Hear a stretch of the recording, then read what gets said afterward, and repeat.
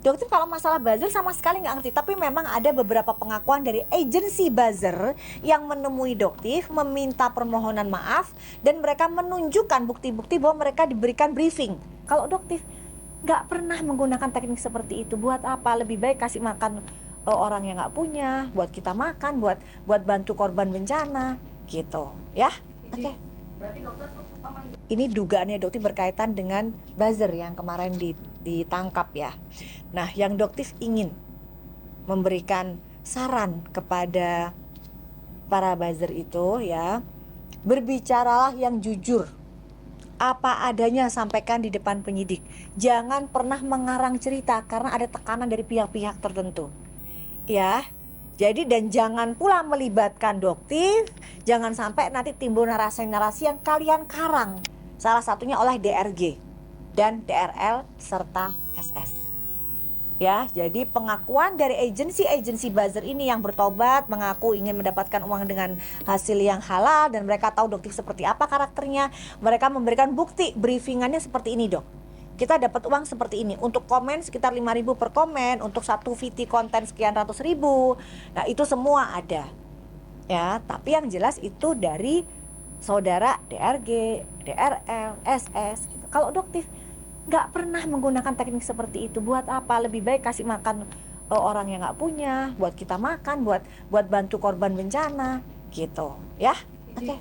Berarti dokter pemanggilan nanti di Polda Jabar sebagai apa sih, Dok? Sebagai saksi, panggilan sih sebagai saksi. Assalamualaikum. Gitu. Kalau kita sih nggak tahu seperti apa, gitu ya. Oke. Selamat siang. Yuk, nanti aku transfer ya, ini buat makan ya. Untuk menghadiri. Ini 15 kan ya? Mau sih makan, kenapa sih? Mana abis ini? Sampai banyak agenda hari ini. lagi banyak banget. Oke ya udah gitu, ya udah balik. Sekali lagi diinformasikan kepada seluruh para undangan untuk menghadiri acara penandatanganan Badan Narkotika Nasional di ruang auditorium lantai 4 pada pukul 14.00 WIB. Ya, boleh. Terima kasih.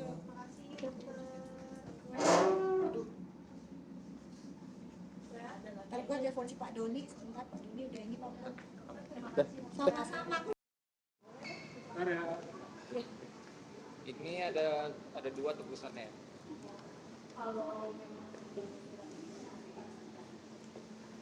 Oh. Dok, gimana agenda hari ini, Dok? Hari ini sebenarnya nggak boleh di jalan sini. Agenda hari ini apa, Dok? Sedikit aja dok, Boleh ya. Jadi hari ini kita datang ke masalah sih, tolong. Jadi hari ini kita ke Komisi Yudisial. Komisi Yudisial itu badan yang mengawasi hakim, kinerja dari hakim. Jadi di sini Doktif ingin meminta pengawasan dari Komisi Yudisial dalam sidang Prapit di tanggal 2 Februari 2026 di Pengadilan Negeri Jakarta Selatan atas pelaporan saudara DRL ya sebagai tersangka dari Polda Metro Jaya. Jadi DRL merasa keberatan penetapan tersangka oleh Polda Metro Jaya sehingga melakukan pra peradilan di Pengadilan Negeri Jakarta Selatan. Kemungkinan kalau nggak salah hakimnya adalah yang mulia Ibu Eli kalau nggak salah.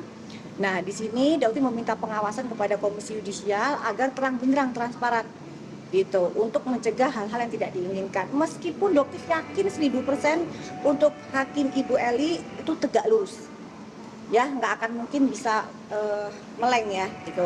Tapi yang namanya kita ya warga negara Indonesia kan ya wajar ya untuk meminta pengawalan seperti itu. Dan ini edukasi juga ke masyarakat bahwa hakim tuh ada kok yang ngawasi gitu. Jadi kalau kalian merasa ada ketidakadilan oleh putusan hakim, minta pengawasan, kalian bisa datang ke Komisi Yudisial ya. Jadi ini juga edukasi, nggak usah khawatir, kalian nanti di sini tidak dapat resepsionis, penyambutannya luar biasa baik, mereka ramah banget ya.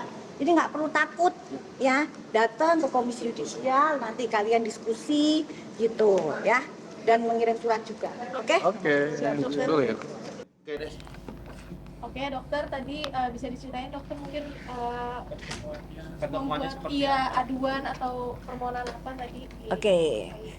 Jadi tadi Doktif bersama dengan tim lawyer ya. Jadi memang datang ke Komisi Yudisial untuk melaporkan, memohon pengawalan dari Komisi Yudisial atas laporan dari saudara DRL yang melakukan prapit ke Pengadilan Negeri Jakarta Selatan.